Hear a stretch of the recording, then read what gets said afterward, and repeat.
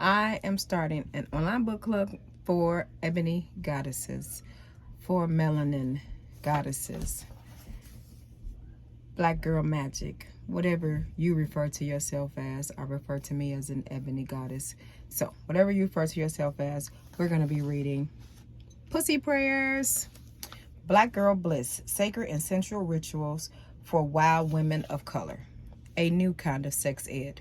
Pussy Prayers is about rekindling your connection to your pleasure center, the space through which you manifest and create worlds, regardless of the body parts you do or don't have. These pages speak to the unique experiences of women of color in order to help us heal from the trauma and learn how to powerfully conjure up a life that is dripping with sweetness, all by getting in touch with the one part of yourself that was divinely designed for pleasure. Pleasure is necessary, people. Here you'll find stories, sister girl talk, and practical, easy to do rituals to begin your personal journey of understanding the importance of pleasure, its connection to manifestation, and ways to increase your power so that you can enjoy team everyday deliciousness. Black Girl Bliss is an educational platform dedicated to cultivating the spiritual, sexual, and self-care practices of Black women and femmes. Learn more at blackgirlbliss.com. blackgirlbliss.com. And I am starting this online book club because I do not have any ebony sisters that I could journey this journey with. So I'm going to journey online, and whoever would like to join, let's go. Okay. For every black, brown, mixed, freckle, hue, tea stain, sun-kissed, magical, melanin-filled, midnight skin, brown, brass, red, clay-colored woman, past, present, and future across all places, spaces, times, and dimensions. May we always be a reflection of divinity. May we remember our beauty, our worth, and our power. And may we always pray with and for our pussies. If you don't pray, say. I say. Start here. Pussy, pussy, pussy. How does this word make you feel? I feel pretty cool. Pretty empowered the more I say it. Are you turned on, intrigued, irritated, or downright disgusted? All these feelings are valid. So it's better to get these things out in the open here at the beginning rather than to realize halfway through the book that this isn't for you. Pussy. This is the term I will be using to refer to the creative space between your thighs. You might call it yoni, coochie, cookie, box, cat, teen wet wet, teen good good, womb, or vagina, though that's only part of what's there. You might even have given her a woman's name like Janet, Miss Jackson if you're nasty. Nasty. Okay. I like using the word pussy. Me too, girl. I'm just saying. All right, queen. Why? Because it's a bad word. It's irreverent. It's irreverent. It's unladylike. It's shocking. But the use of the word pussy is not vulgarity for vulgarity's sake. Words we've been taught are bad or naughty or nasty are usually words that carry tremendous power. Very true, I have found. Whether that power is positive or negative is for you to decide. These types of words capture your attention immediately. It made you decide to read this book, didn't it? It definitely did me. And regardless of how you feel about the word, you typically remember exactly what was said on using bad words. So-called foul language does something to our brains that makes us perk up. When it comes out of our mouths, it's usually emphatic. It makes a point clear, leaving no room for doubt about exactly what you meant. Admit it. When you use a word that has this kind of power, it feels good. It does. It feels good. Naughty, sexy. It makes you and other people giggle, smirk, or blush. That sexy, powerful feeling is what we're after. That feeling should be the way we walk through our daily lives, standing in our feminine power and creating lives that bring us more of what we want. I'll be using the word pussy to describe not only the entire physical vulva-vaginal area, including the pubic mound, labia, clitoris, urethra, and vagina, but to include the space within yourself from which manifestations are conjured and birthed. I will try my best to refrain from using the term womb simply because not everyone has one, and it has connotations of the physical birth of a child, which is not exactly what we're discussing here. What you'll learn here in this book, you will learn to harness your innate divinity, your holy femininity through positive attention, praise, and reverence to your pussy. You will begin to understand the historic perpetuation of shame and negligence of your body.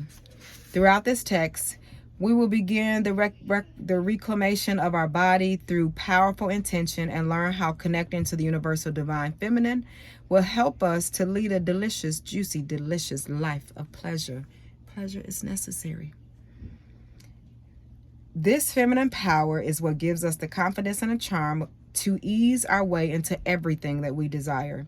It's also the power that allows us to love ourselves, to love other women, and to allow other women to lavish their love upon us. If you are or have been one of those women who claim they can't have female friends, don't trust other women, etc., then this is for you. This power allows us to know ourselves intimately so that we can share ourselves with one another, and also know when we should absolutely stay away from something that is not good for us. This is about letting go of negative energy towards femininity and letting the energy from your true center direct thoughts and actions. I will share my own stories and experiences in this book in hopes that you find resonance, relief, and much needed laughter around topics that can often be heavy, traumatic, or depressing.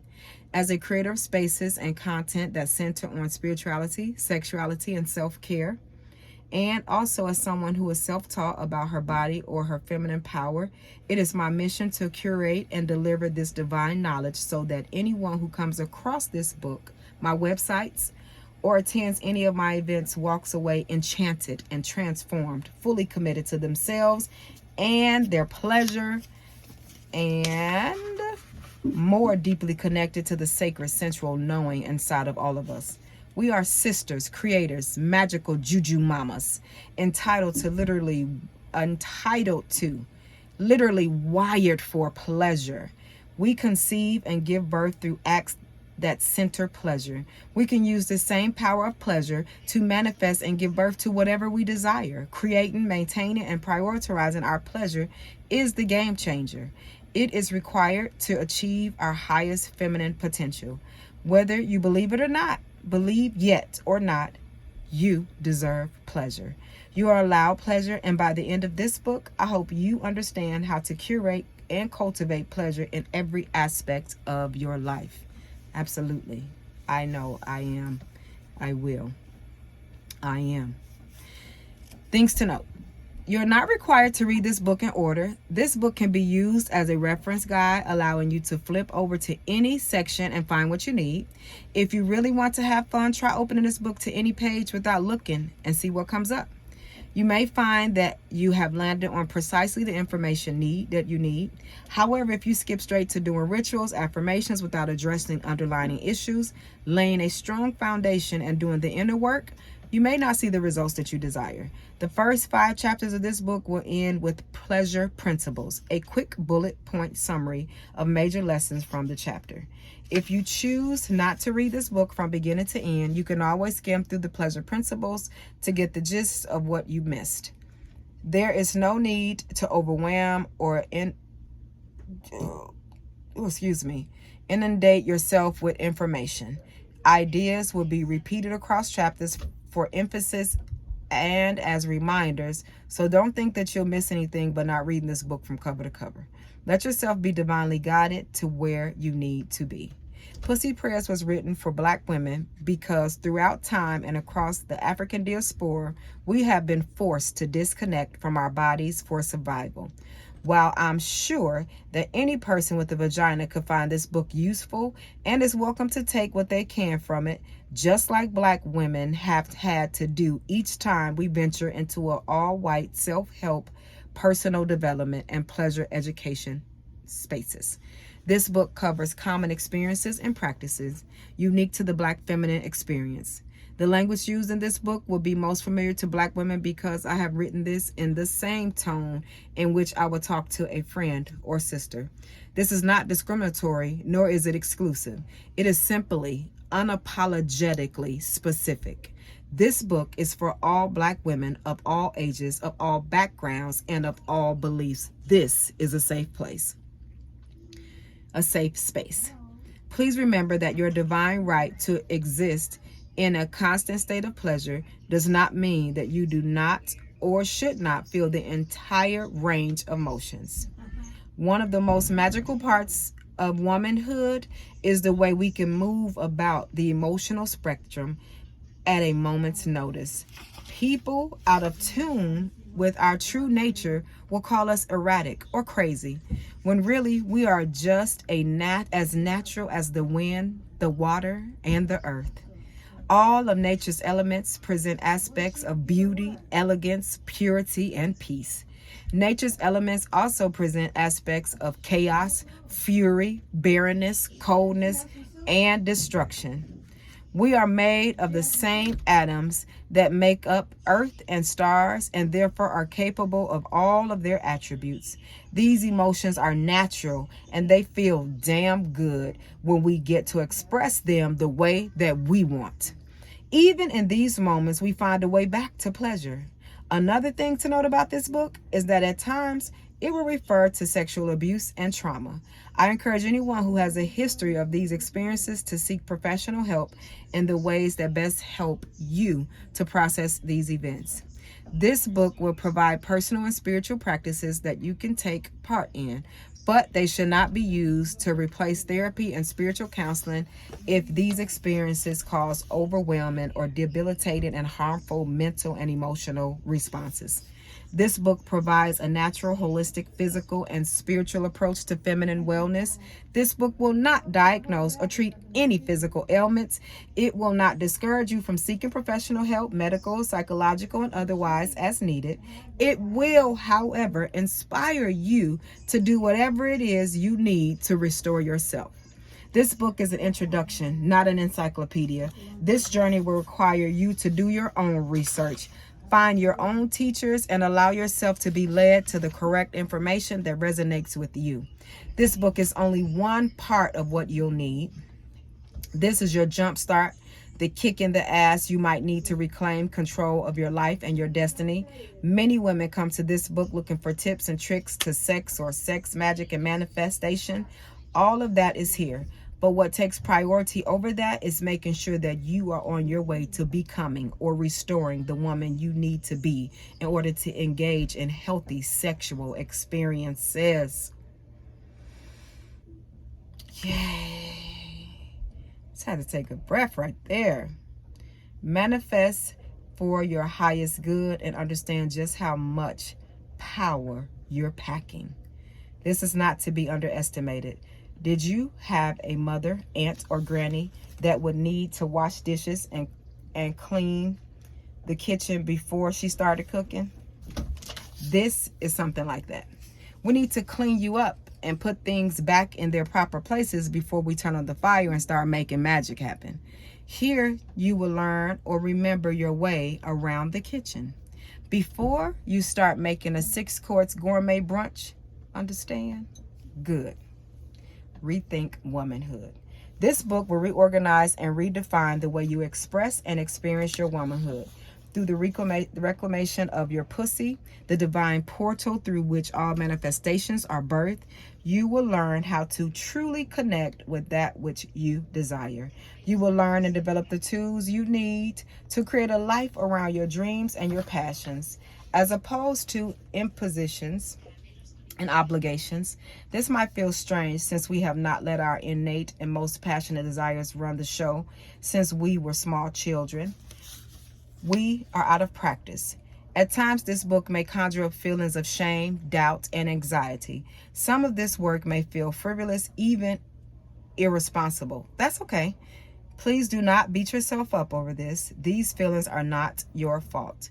They are the fault of the patriarchal, capitalist, generally toxic society in which we were taught what it meant to be a woman.